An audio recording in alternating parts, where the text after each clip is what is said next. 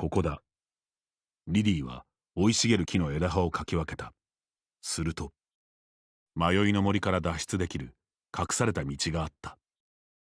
ついに迷いの森を脱した。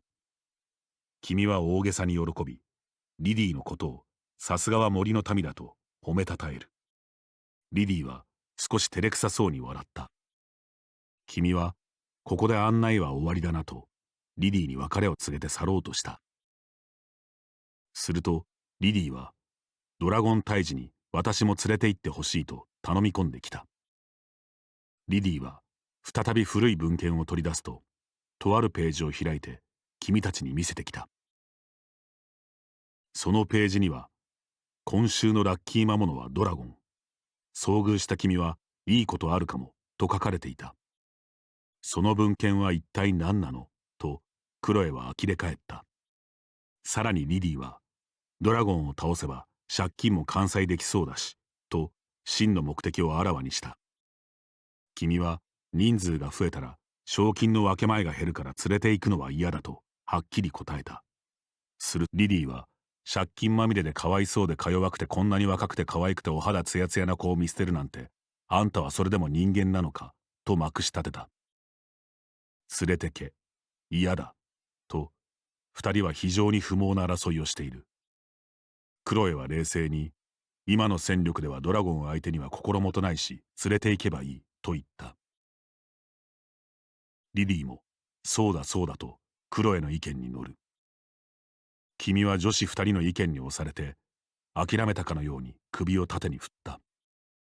君たちが海沿いの道を歩いていると、一枚の紙が突風に煽られて飛んできた。その紙には夕日を背に優しく微笑む女性の絵が描かれていた。絵の背景をよく見ると、遠くに灯台が描かれている。そして紙の裏には一言、こう書かれていた。最愛の君へ捧ぐ宝とともに。君は宝という文字を見逃さなかった。旅の途中で必ず見つけてやろうと絵をカバンにしまい込んだ。リリーはちょうど喉が渇いていたと喜び、薬をごくごくと飲み干した。すると、何か金運が上がった気がすると、リリーは目をパチパチさせながら言った。だが薬師はそんな効能はないと首をかしげている。リリーは薬師の話も聞かずに謝礼を押し付けた。そのお金は君の財布から抜かれたものだった。地面に錆びついた望遠鏡が落ちている。君はそれを拾うと海岸線の先を見てみることにした。望遠鏡を覗いた君は遥か彼方に何かがいることを発見した。しかしそれ以上はっきりとは見えない。あの先に何かいることだけは分かった。近づいて確かめることもできるが、興味をそそられた君は望遠鏡を手放し、仲間と競うようにして駆け出した。そこにいたのは魔物だった。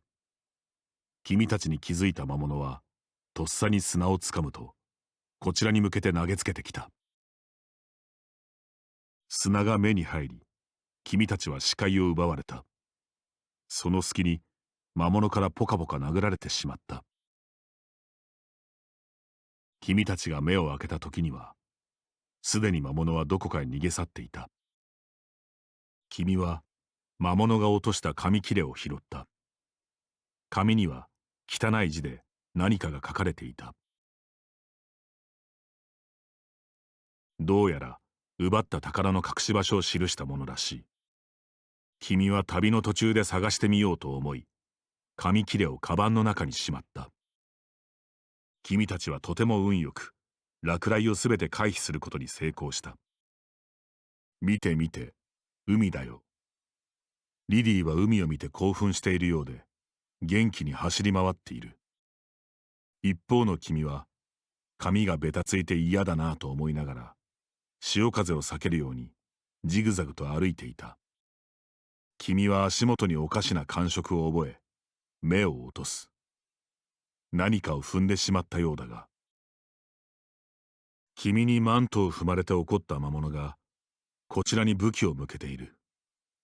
仕方ないが戦うしかない。二人の男が岩に腰掛けて休んでいる。君たちに気づくことなく熱心に何かを話し込んでいるようだ。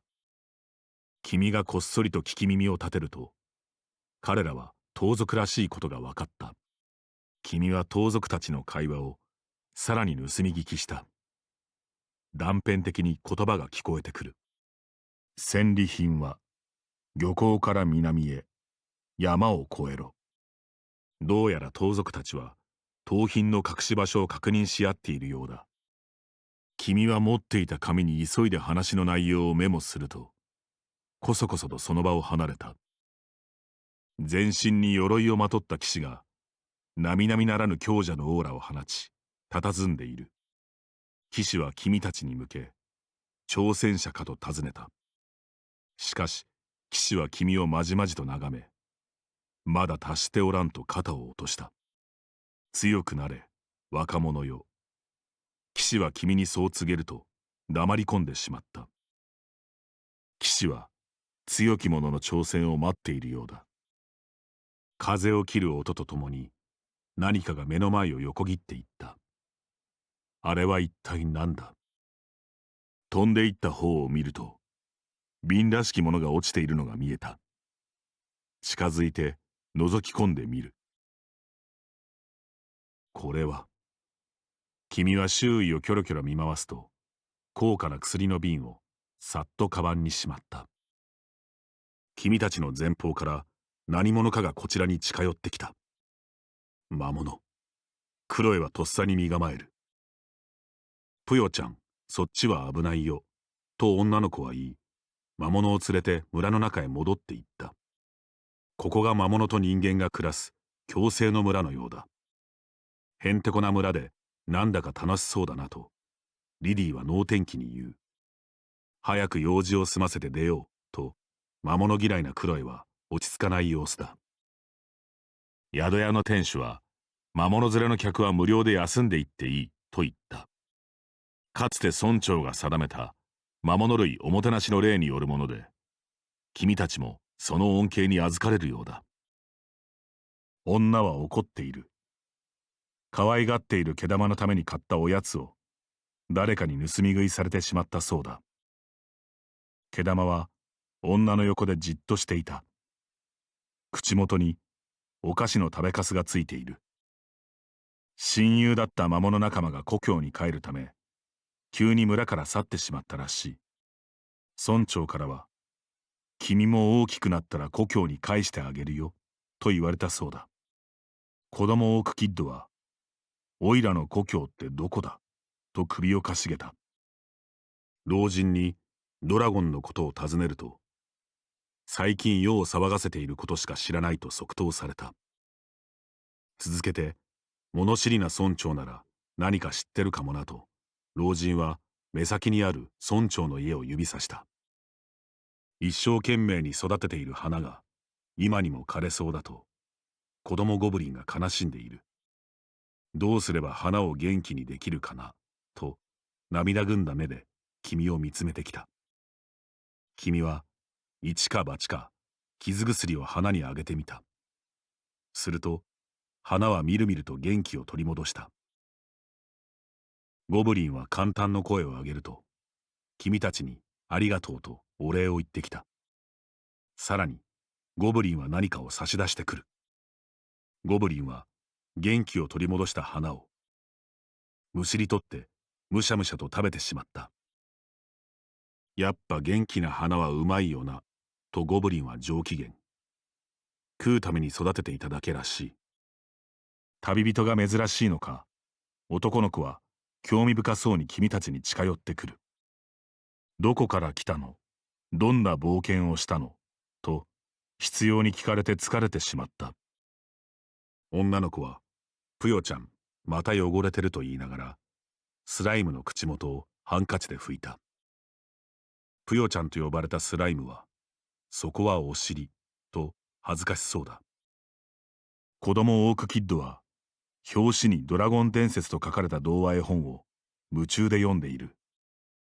君がちらりとその絵本を覗くと、気になる一節が目に入った。